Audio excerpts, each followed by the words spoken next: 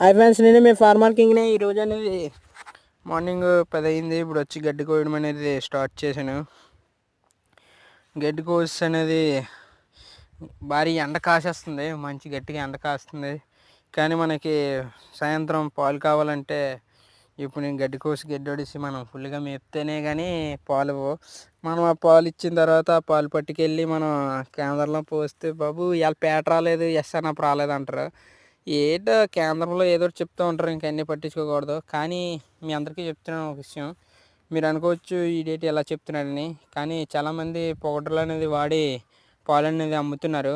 అలాగనేది మాత్రం ఎవరు అమ్మవద్దు. ఎందుకంటే ఒక చిన్నపిల్లలకి అనేది పెడుతున్నారు, వాళ్ళకి ఆ పాలు విషంతో సంబంధం.